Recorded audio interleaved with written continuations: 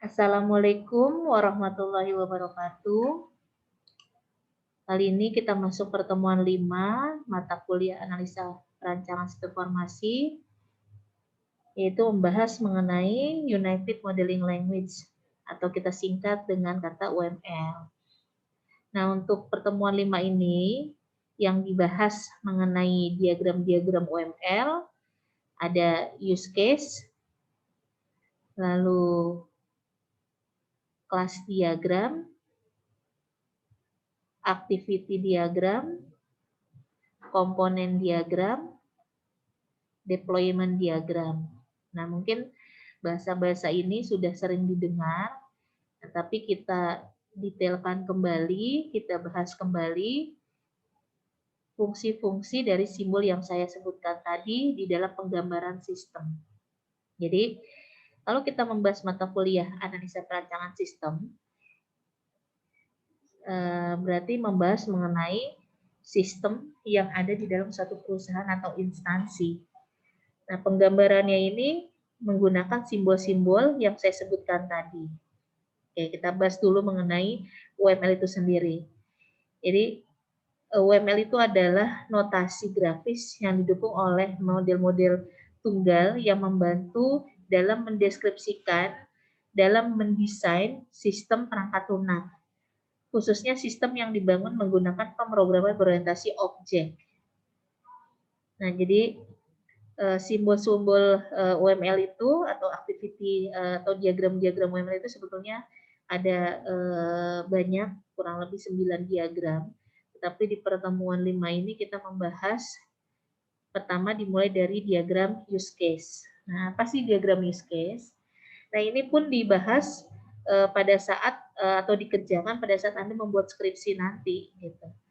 Nah, penggambaran use case ini berdasarkan dari sistem yang ada di dalam perusahaan tersebut. Biasanya digambarkan untuk sistem usulan. Nah, kita lihat di sini. Use case adalah urutan transaksi dari aktor pada sistem. Nah, aktor itu biasanya adalah bagian atau orang yang menjalankan sistem tersebut. Nah, atau sekumpulan skenario yang menjadi satu tujuan untuk user. Keuntungan use case itu untuk apa?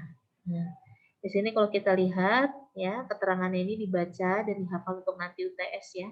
Untuk menangkap kebutuhan fungsional dari perspektif user, memberikan deskripsi jelas dan konsisten dari apa yang harusnya dilakukan oleh sistem. Nah, terus apa lagi di sini? Dasar membentuk tes sistem, berfungsi sebagai unit estimasi, unit terkecil dari delivery. Nah, kalau dari bahasanya use case ini berarti kan fungsinya untuk menggambarkan dari sistem yang ada ya, terutama untuk kebutuhan sistem usulan. Ya. Nah, dilihat di sini simbol-simbol use case. Nah, gambarnya seperti orang ya, kayak gini, ini namanya aktor. Nah, aktor ini kalau di dalam suatu sistem menggambarkan bagian atau orang yang menjalankan sistem tersebut. Nah, contohnya ini adalah administrator. Jadi, use case itu adalah seseorang atau sesuatu yang berinteraksi dengan sistem. Nah, oke. Lalu, simbol yang lain di dalam use case yaitu use case yang berbentuk elips seperti ini. Nah, use case itu ya biasanya untuk menggambarkan suatu skenario dari sistem yang akan kita bahas. Jadi menggambarkan di mana level user dan respon dari suatu sistem. Berbentuknya elips seperti ini ya. Nah, biasanya ini ditempatkan di dalam boundary atau batasan sistem yang dimodelkan. Oke, kita lihat contoh use case. Ya. Di sini ada yang kotak ini namanya boundary ya, yang di dalamnya ada use case-nya. Nah, yang menjalankan siapa saja ini aktornya? Ada manajer penjualan ya. Manajer penjualan membuat apa di sini? Lalu ada lagi sistem. Jadi aktor itu tidak harus berupa orang. Bisa berupa sistem. Lalu ada lagi di sini penjual. Penjual dapat menganalisa resiko, kesepakatan harga, merekam kesepakatan. Lalu ada lagi menganalisa risiko bisa menggunakan di sini kesempatan nilai atau include. Nah, jadi untuk mengerjakan atau membuat use case ini berdasarkan cerita dari sistem yang akan kita bahas. Oke, saya contohkan lagi di sini di dalam handout skripsi. Di dalam handout skripsi itu ada juga ya, bisa kamu lihat di handout-nya itu di outline perancangan sistem ya, itu bisa dilihat juga. Nah, ini saya screen kembali. Ini ya. Oke, kita lihat di sini contoh. Ya, di dalam handout perancangan sistem skripsi ya. PT Sejahtera adalah perusahaan yang bergerak dalam bidang penjualan. Dalam kegiatan penjualannya diawali ketika bagian layanan konsumen menerima, nah ini kan berjalan aktivitinya ya. Nah, kita lihat yang setelah berjalan, lalu usulkan dengan menggunakan use case. Nah, ini use case-nya. Kita lihat. Di dalam analisa kebutuhan software, ada halaman front page, ada halaman administrasi. Artinya, nanti program tersebut menggunakan dua hak akses, ada user, ada admin. Nah, kita lihat di sini, user itu dapat memilih barang. User itu dapat memilih kategori. User itu dapat melakukan check out, user dapat melakukan registrasi, user dapat melakukan konfirmasi pembayaran. Ya. Nah, ini adalah kegiatan yang bisa dilakukan oleh user yang harus kita gambarkan di dalam use case. Lalu administrasi dapat mengolah data barang. Administrasi dapat melakukan transaksi penjualan. Administrasi dapat melakukan laporan penjualan. Nah, ini adalah halaman admin. Nah, bagaimana penggambarannya? Nah, penggambarannya ini ya, kita buat misalkan yang pertama halaman user. Nah, tadi kan kita gambarkan ya di dalam boundary. Pertama kita gambarkan aktornya itu, kita kasih nama user. User itu tadi dapat melakukan apa? Memilih kategori. Ya, lalu dapat memilih barang. Dapat melakukan konfirmasi pembayaran. Nah, ini adalah penggambaran dari use case-nya. Nah, lalu di dalam penggambaran use case, di sini ada data flow untuk menghubungkan antara user dengan use case. Pilih kategori, include, tampilkan barang berdasarkan kategori. Nah, kata include ini berarti pada saat kita memilih kategori, pasti akan menampilkan barang berdasarkan kategori. Nah, ada lagi di sini. Pilih barang, input, tampilkan detail barang. Pada saat kita memilih barang, pasti akan menampilkan detail barang. Extend, tambah keranjang belanja. Nah, di dalam tampilkan detail barang, ada menu tambah keranjang belanja. Extend. Ya, bisa iya, bisa tidak kita tambah. Kalau enggak pun tidak masalah. Nah, jadi ini penggambarannya seperti ini. Nah, ini contohnya penggambaran use case. Nah, untuk menggambarkan use case, menggambarkan activity, komponen deployment, kita memerlukan suatu software untuk penggambarannya. Maka itu kan tadi saya sudah share di grup, yaitu dengan menggunakan yang namanya arsitektur enterprise. Silakan Anda download, Anda install, ya. Nanti di video selanjutnya saya akan jelaskan bagaimana cara mendesain simbol-simbol tersebut dengan menggunakan software arsitektur enterprise. Oke, kita lanjutkan. Ini untuk penggambaran use case. Nah, tadi ada lagi penggambaran use case halaman admin. Nah, seperti yang sebelumnya sama, kita gambarkan juga aktornya, kita kasih nama admin. Tadi admin dapat melakukan login. Ya, login, lalu dia dapat mengelola data barang, mengelola data transaksi penjualan, mengelola laporan, dan mengelola data account. Nah, di sini kenapa Bu ada extend ke arah login? Nah, pertanyaannya admin itu apakah harus mengelola data barang? Apakah harus mengelola data transaksi penjualan? Nah, boleh tidak kalau saya memilih salah satu dari menu yang ada? Ya boleh, berarti apa? Extend. kecuali pada saat saya login harus melakukan mengelola data barang, berarti include ya. Nah, itu perbedaannya. Nah, itu penggambaran menggunakan use case diagram ya.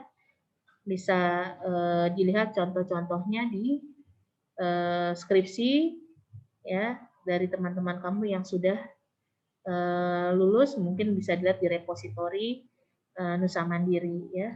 Oke. Kita lanjutkan lagi. Selain use case, pembahasan selanjutnya yaitu tentang activity diagram. Nah, ini. Oke, activity diagram. Nah, ini pun di dalam penggambaran UML, activity diagram ini memerlukan suatu simbol-simbol yang harus kita pahami juga. Ya, biasanya menggambarkan activity diagram itu di sistem berjalan maupun usulan ya di dalam pembuatan sistem. Nah, kita lihat dulu sini activity diagram. Activity diagram adalah teknik untuk menggambarkan logika prosedural proses bisnis. Jadi, ingin menggambarkan activity diagram, jelaskan dulu proses bisnisnya, ceritakan terlebih dahulu. Nah, ceritakan dulu prosedur bisnisnya, baru nanti kita bisa gambarkan.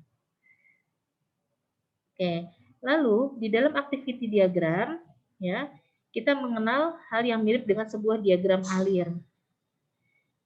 Nah, ya, prinsipnya sama, cuman berbeda di simbolnya saja, di notasinya. Kita lihat di sini, ya, simbol-simbol activity diagram. Nah, ini harus dipahami penamaannya, ya. Ya, kita lihat di sini.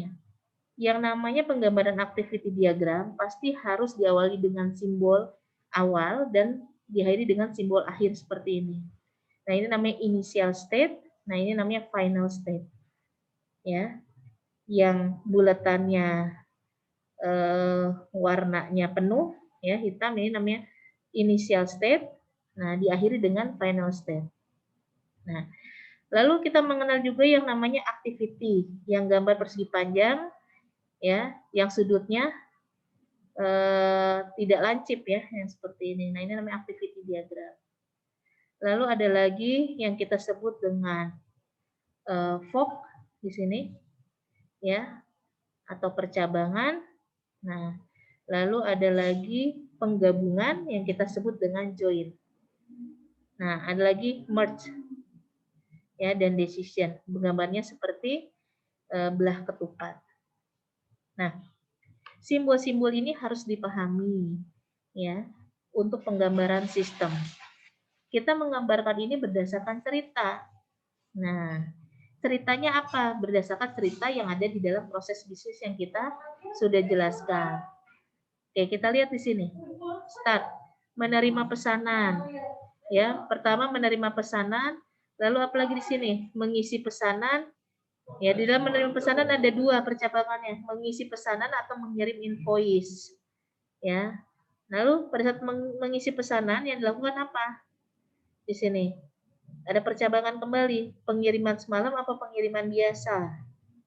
Ya. Lalu mengirim invoice, menerima pembayaran. Nah, semua itu harus berakhir dengan join penggabungan, terakhir menutup pesanan dan final state. Ini penggambarannya. Nah, ini contohnya pun sebetulnya ada di skripsi ya, untuk penggambaran nanti. Nah, kita lihat contoh kalau yang di skripsi penggambarannya seperti apa. Ini kita buka lagi handout skripsi. Itu biasanya ada di bab 3, activity sistem berjalan. Nah, di proses bisnisnya bisa dibuka. Oke. Nah, ini contohnya. Saya sharekan kembali. Nah, ini. Nah, kita ceritakan dulu. PT Sejahtera adalah perusahaan yang bergerak dalam bidang penjualan. Dalam kegiatan penjualannya, diawali ketika bagian layanan konsumen menerima pesanan barang. Ya, perhatikan di situ. Ada bagian layanan konsumen, ya. Ada di situ lagi kegiatan informasi tersebut akan masuk ke bagian pemenuhan. Ada bagian pemenuhan. Bagian konsumen juga akan mengirimkan invoice kepada bagian keuangan. Transaksi penjualan akan dianggap selesai jika bagian keuangan telah menerima pembayaran dan barang telah dikirim. Nah, berarti ada 3 bagian nanti yang kita bisa gambarkan dengan menggunakan simbol yang namanya swim lane. Pertama bagian layanan konsumen, ada bagian pemenuhan dan bagian keuangan. Bagaimana penggambarannya? Nah, kalau tadi contohnya tidak ada yang namanya kolom ya, atau yang kita sebut dengan swim lane, tampilan seperti ini. Nah, ini kita bagi. Nah, lebih baik seperti ini. Nah, kita bagi tadi adalah bagian keuangan, layanan konsumen, pemenuhan, ini namanya swim lane. Oke, pertama ya, initial state ya, gambarkan ya simbol awalnya dari layanan konsumen. Layanan konsumen menerima pesanan. Nah, ya, activity ini penggambarannya. Lalu menerima pesanan, ada simbol lagi fork percabangan. Layanan konsumen mengirim invoice, lalu mengisi pesanan bagian pemenuhan. Ya, ke bagian pemenuhan mengisi pesanan. Lalu bagian pemenuhan di sini ya memiliki percabangan kembali, pengiriman semalam apa pengiriman biasa. Nah, setelah dilakukan pengiriman, lalu menutup pesanan dengan simbol join. Ini pun sama layan konsumen ya. Bagian keuangan menerima pembayaran, lalu ditutup dengan simbol join. Menutup pesanan, terakhir final state. Jadi penggambaran activity diagram ini berdasarkan cerita yang ada di atas. Ya, kita perhatikan dulu di situ ada bagian apa saja yang kita akan buat swim lane, lalu aktivitasnya apa saja yang bisa kita gambarkan. Ya, jadi seperti itu untuk penggambarannya. Ya. Oke. Kita lanjutkan kembali ke slide-nya. Ya, nah ini dia ya.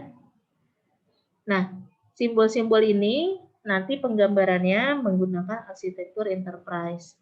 Ya, kalau dulu mungkin kita biasa mengenal yang namanya rasional rows, itu pun bisa kita gunakan untuk penggambarannya. Nah, kalau sekarang ada yang software lebih mudah yang menggunakan arsitektur enterprise tadi. Nah, ada lagi kelas diagram. Kelas diagram untuk mendeskripsikan jenis-jenis objek dalam sistem. Nah, di dalam kelas diagram kita memiliki objek ya yang saling berhubungan satu dengan yang lainnya. Nah, kelas itu dibagi menjadi 3 bagian. Ada nama kelas, atribut, dan operasi. Nah, nama kelas ya. Nama kelasnya apa di situ kita jelaskan. Misalkan di sini nama kelasnya di sini pesanan di sini ya. Lalu di dalamnya ada atributnya ya. Di dalam kotak kelas ada atributnya atau field-nya, kita bisa taruh di situ. Nah, lalu ada lagi di situ ya. Operasinya. Operasinya itu kita bisa melakukan apa di dalam pesanan tersebut. Kita bisa melakukan tambah, simpan, ubah, hapus atau apa. Nah, di dalam penggunaan kelas ini, hubungan antara satu kelas dengan kelas yang lain, ya, kita harus buat keterhubungan antar masing-masing, yang kita sebut dengan multiplicity. Ya, kalau di IRD kita sebutnya dengan cardinality, one to many, many to many atau apa. Nah, kita buat keterhubungan antara satu kelas dengan kelas yang lainnya. Misalkan satu pesanan ya, satu transaksi pesanan bisa melakukan banyak transaksi pemesanan barang misalkan. Satu nomor transaksi pesanan bisa melakukan banyak transaksi barang. Berarti apa? One to many. Kan gitu. Simbolnya satu, many itu bintang ya. Jadi kayak gitu. Nah, ini penggambaran kelas diagramnya. Nah, bisa dilihat juga di contoh skripsi pun sama seperti itu. Nah, ada lagi penggambaran dengan menggunakan sequence diagram. Kalau sequence diagram ini sebetulnya sama halnya kalau kita ingin menggambarkan aliran program kita. Kalau dulu mungkin kita mengenal namanya flowchart, penggambarannya.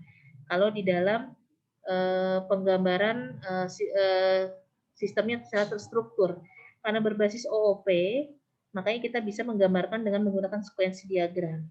Nah, contoh sequence diagram ini, apabila Anda sudah membuat usulan suatu aplikasi pemrograman, misalkan penjualan itu ada form barang. Nah, form barang itu kita bisa buatkan sequence diagram. Ada lagi form transaksi. Form transaksi kita bisa buatkan sequence diagram untuk aliran bagaimana menjalankan program tersebut, dimulai dari apa sampai dengan apa.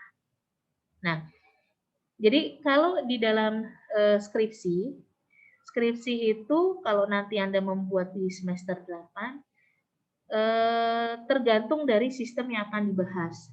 Kalau secara terstruktur, penggambarannya tidak menggunakan sequence diagram. Ya, jadi kalau terstruktur Anda hanya menggambarkan activity diagram, use case diagram, komponen dan deployment. Udah itu aja. Tetapi kalau Anda programnya berbasis OOP di dalam program Anda, berarti selain yang tadi saya sebutkan, tambahannya itu kelas diagram, sequence diagram. Nah itu. Oke. Nah ini contoh dari penggambaran sequence diagram. Nah ini pun penggambaran baiknya menggunakan suatu aplikasi.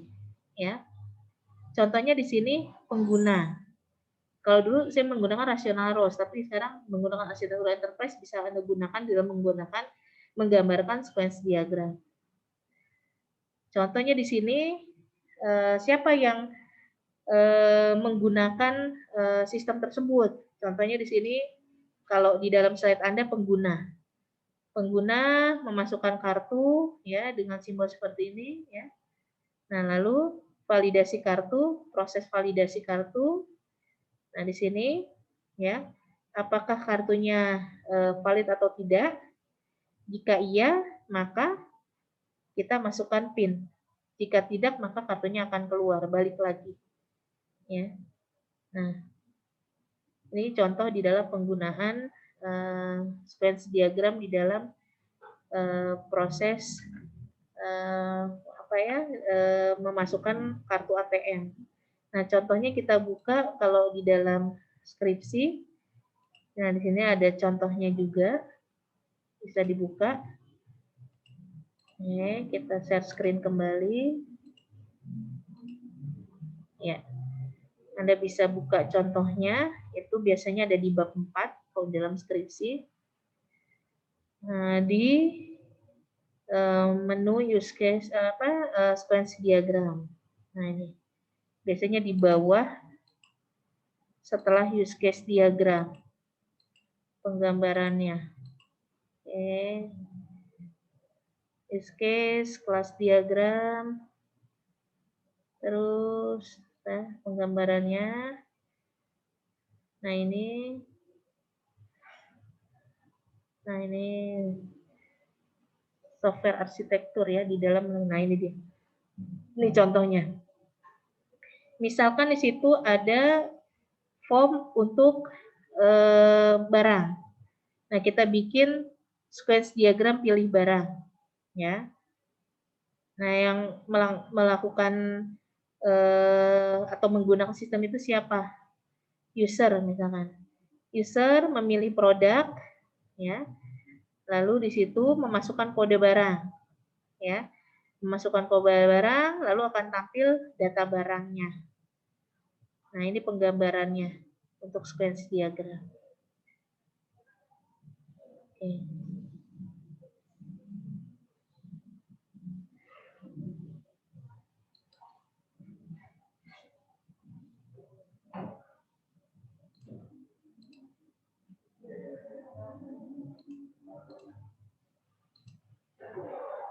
Ya, selanjutnya untuk komponen diagramnya di sini, ya. Jadi kalau komponen diagram berarti yang berhubungan dengan perangkat lunak yang akan kita bahas di dalam pembuatan sistem, ya. Nah, berarti di situ harus Anda tampilkan nama database-nya, software yang digunakan apa, sistem operasi yang digunakan apa, ya. Lalu nama dari programnya itu apa. Nah, contohnya misalkan gini, nama dari programnya penyewaan. Nah, penyewaan itu membutuhkan apa? Nama database-nya, database-nya menggunakan apa? Sistem operasinya menggunakan apa? Ya. Nah, di sini contoh menggunakan exam. Ya, untuk software mendesainnya menggunakan misalkan apa di sini? Java atau apa? Akan ditampilkan di sini. Menggunakan query, menggunakan apa lagi? Tampilkan semua yang berhubungan dengan program yang akan kita bahas, ya. Nah, ini semua tampilkan di dalam komponen diagram. Nah, kalau deployment diagram berarti berhubungan dengan fisik dari sebuah sistem. Nah, jadi berhubungan dengan perangkat lunak mana yang berjalan pada perangkat keras tersebut. Nah, di sini kan ada web servernya, ada kliennya, ada database servernya. Nah, semuanya itu harus dibikin satu-satu di dalam boundary seperti ini.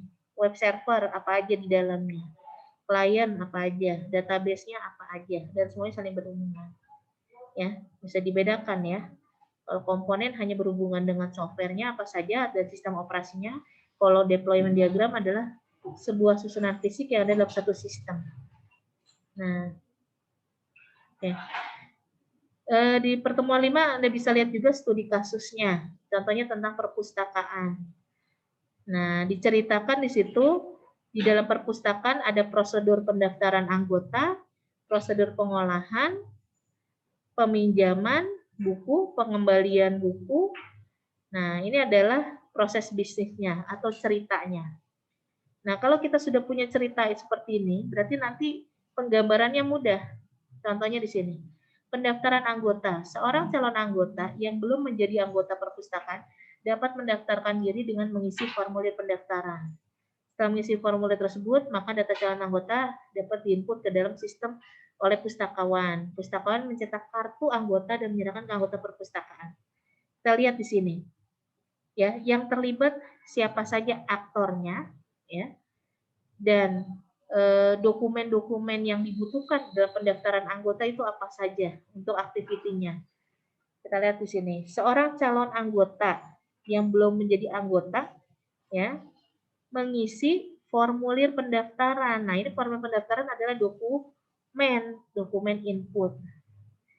Nah, lalu setelah diisi, ya, maka calon anggota dapat menginput formulir tersebut, ya, yang diinput oleh pustakawan. Oh, berarti menyerahkan ke pustakawan yang nanti akan diinput oleh pustakawan. Nah, setelah itu pustakawan mencetak kartu anggota yang diserahkan ke anggota tersebut. Berarti tadi ada apa aja? Formulir pendaftaran, lalu ada lagi kartu anggota. Nah, itu kita bisa gambarkan di sini. Ya. Nah, gambarkan activity diagramnya, gambarkan ya kalau nanti usulannya seperti apa. Nah, kita lihat activity diagramnya di sini. Calon anggota, pustakawan, aplikasi perpustakaan ya. Mulai di sini initial step-nya, calon anggota mengisi form pendaftaran, lalu pustakawan memeriksa kelengkapan isian formnya. Jika belum lengkap, maka dibalikkan lagi ya. Nah, ini kan ada form percabangan. Dibalikan lagi ke calon anggota ya. Kalau sudah lengkap apa? Input form pendaftaran, lalu simpan ke dalam aplikasinya, baru dicetak, lalu serahkan ke calon anggota atau ke anggota. Nah, itu proses yang pertama. Lalu dia kalau ingin meminjam buku, bagaimana prosesnya? Nah, tadi kan udah ada proses bisnisnya di sini. Untuk peminjaman buku, ya, koleksi bahan perpustakaan yang telah melalui proses pengolahan dapat dipinjamkan kepada anggota. Saat seorang anggota meminjam koleksi bahan pustaka, pustakawan harus memasukkan nomor anggota dan sistem akan menyimpan data peminjaman serta menampilkan form untuk menambahkan data lengkap peminjaman. Pustakawan mengisikan nomor dari koleksi perpustakaan yang dipinjam dan tanggal pengembaliannya. Oke, berarti dia harus menginput tanggal peminjaman dan tanggal pengembalian ya dari si anggota tersebut. Nah, anggotanya mencari buku, menyerahkan buku dan kartu anggota yang nanti akan dipinjamkan, lalu menginputnya ya pustakawannya menyimpan ke dalam sistem, ya lalu di situ menginput tanggal peminjaman dan batas waktunya, menyerahkan buku ke anggota. Nah, lalu yang terakhir proses pengembalian buku. Ya, mengembalikan buku, input lagi pustakawannya, ya lalu menyimpan ke dalam sistem, menulis tanggal pengembalian di kartu buku. Nah, kalau misalkan mau ada denda, boleh ditambahkan di situ. Jika melebihi dari waktu, denda. Jika tidak, maka tidak dapat denda. Selesai. Nah, ini adalah penggambaran dari activity diagramnya. Nah, kalau ingin menggambarkan use case-nya pun bisa ya dengan contoh yang di atas. Di sini kan contohnya tadi ada petugas, ya, ada anggota. Nah, itu kita bisa gambarkan dengan use case diagramnya juga.